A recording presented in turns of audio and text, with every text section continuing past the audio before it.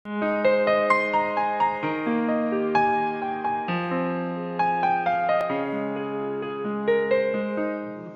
தி Lord. மிகவும் சந்தோஷமான ஆசீர்வதிக்கப்பட்டதான இந்த அருமையான நேரத்துக்காக கர்த்தருக்கு நன்றி சொல்லுகிறேன்.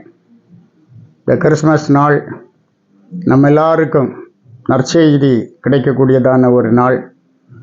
கர்த்தராகிய இயேசு கிறிஸ்துவின் இரட்சகர் உங்களுக்காக தாவீதின் ஊரிலே பிறந்திருக்கிறார் என்று சொல்லப்பட்ட தூதர்களுடைய வார்த்தை இந்த 2000 ஆண்டுகளாக பிரதிபலித்து கொண்டே இருக்கிறது என்று பார்க்கிறோம். இந்த எக்கோ அப்படியே வந்து கொண்டிருக்கிறது. தேவனுடைய ஒரே பேரான குமாரனாகிய இயேசு கிறிஸ்து நமக்காக நம்முடைய பாவங்களிலிருந்து நம்மை விடுவிக்கும்படியாக இந்த உலகத்தில் வந்து பிறந்திருக்கிறார் என்று நாம் பார்க்கிறோம். இந்த வேளையிலே நம்முடைய சிந்தனைக்காக நியாயாதிபதிகள் 13ஆம் அதிகாரம் 17-18 வசனங்கள். அப்பொழுது மனோவா கர்த்தருடைய தூதனை நோக்கி, நீர் சொன்ன காரியம் நிறைவேறும் போது நாங்கள் உம்மை கனம் பண்ணும்படி உம்முடைய நாமம் என்ன என்று கேட்டான். அதற்கு கர்த்தருடைய தூதனானவர், என் நாமம் என்ன என்று நீ கேட்க வேண்டியது என்ன? அது அதிசயம் என்றார். மனோவாவின் மனைவி குழந்தை இல்லாமல் இருந்தாள் என்று பார்க்கிறோம். அப்போது கர்த்தருடைய தூதனானவர் அவளுக்கு தரிசனமாகி, நீ கர்ப்பந்தரித்து ஒரு குமாரனை பெறுவாய் என்று வாக்கு பண்ணினார். அவனை நசரேயனாக வளர்க்க வேண்டும் என்றும் சொன்னார். அதை அவள் தன்னுடைய கணவனுக்கு அறிவித்தாள். அப்புறமாக எப்படியாவது இந்த தூதனுடைய அந்த தரிசனம் எனக்கு இன்னும் கிடைக்க வேண்டும் என்று அவள் ஆண்டவரை வேண்டிக் கொண்டே இருந்தாள். அப்படி அவள் வேண்டிக் கொண்டது நிமித்தம் மறுபடியும் அந்த தூதன் ஒரு நாள் அவளுக்கு தரிசனமானதை நாம் பார்க்கிறோம். தன் வீட்டுக்கு ஓடி தன் கணவனையும் அழைத்து கொண்டு போய் அங்கே இருந்தாள். அப்போது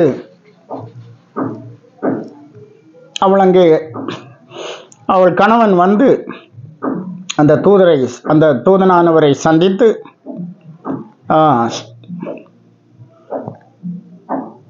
நாங்கள் ஒரு வெள்ளாட்டுக்குட்டியை உமக்காக சமைத்து கொண்டு வர மட்டும் தரித்திரும் என்று வேண்டிக் கொண்டார். அதற்கு தூதனானவர், நீ சர்வாங்க தகனி பலி இட வேண்டுமானால் அதை நீ கர்த்தருக்கு செலுத்து என்று சொன்னதை பார்க்கிறோம். அப்போதுதான் மனோவா கேட்கிறார், நீர் சொன்ன காரியம் நிறைவேறும் போது நாங்கள் உம்மை கனம் பண்ணும்படி உம்முடைய நாமம் என்ன? அதற்கு அந்த தூதன், அது அதிசயம் என்று சொன்னார். ஆம், நம்முடைய தேவனுடைய நாமம் அதிசயமானவர் என்று பார்க்கிறோம். இப்போ அதிசயமான ஒரு கர்த்தர் நமக்காக தாவீதின் ஊரிலே பிறந்திருக்கிறார். இவர் நம்முடைய வாழ்க்கையிலே அதிசயங்களை செய்கிறவர். இந்த கிறிஸ்துமஸ் நாள் நமக்கு அதிசயமான ஒரு நாளாக இருக்கிறது. நம்முடைய வாழ்நாள் முழுவதும் கர்த்தருடைய அதிசயங்களை விளங்க பண்ணுகிற ஒரு நாளாக காணப்படுகிறது என்று பார்க்கிறோம். நாங்கள் உம்மை கனம் பண்ணும்படி உம்முடைய நாமம் என்ன என்று கேட்டான். அவருடைய நாமத்தை அறிந்தால் நான் கர்த்தரை கனம் பண்ணலாமே என்று நினைத்து அவன் இந்த காரியத்தை சொல்லுகிறத நாம் பார்க்கிறோம். நாங்கள் உம்மை கனம் பண்ணும்படி உம்முடைய நாமம் என்ன? அருமையான தேவ பிள்ளைகளே, கர்த்தருடைய நாமம் நாம் அறியும் போது அதற்கேற்றபடி நாம் கர்த்தரை கனம் பண்ண முடிகிறது என்று நாம் பார்க்கிறோம். 1 சாமுவேல் 2ஆம் அதிகாரம் 30வது வசனத்தில் வாசிக்கிறோம், என்னை கனம் பண்ணுகிறவர்களை நான் கனம் பண்ணுவேன் என்று ஆண்டவர் சொல்லுகிறார். என்னை கனம் பண்ணுகிறவர்களை நான் கனம் பண்ணுவேன். மனோவாவுக்கு தூதன் சொன்ன வார்த்தை நிறைவேறும் போது அவரை கனம் பண்ண வேண்டும். அதற்காக உம்முடைய நாமம் என்ன என்று கேட்கிறார். என்னை கனம் பண்ணுகிறவனை நானும் கனம் பண்ணுவேன் என்று கர்த்தர் சொல்லுகிறார். இந்த கிறிஸ்துமஸ் நாளில் நாம் கர்த்தரை கனம் பண்ண வேண்டும். சாஸ்திரிகள் வெகு தூரத்தில் போய் கர்த்தரை கனம் பண்ணுகிறார்கள். ஆம், அன்பான தேவ பிள்ளைகளே, இந்த இயேசுவை கனம் பண்ணுவதற்கு ஒருபோது நாம் தாமதிக்கக்கூடாது. இந்த இயேசுவை நாம் கனம் பண்ண வேண்டும்.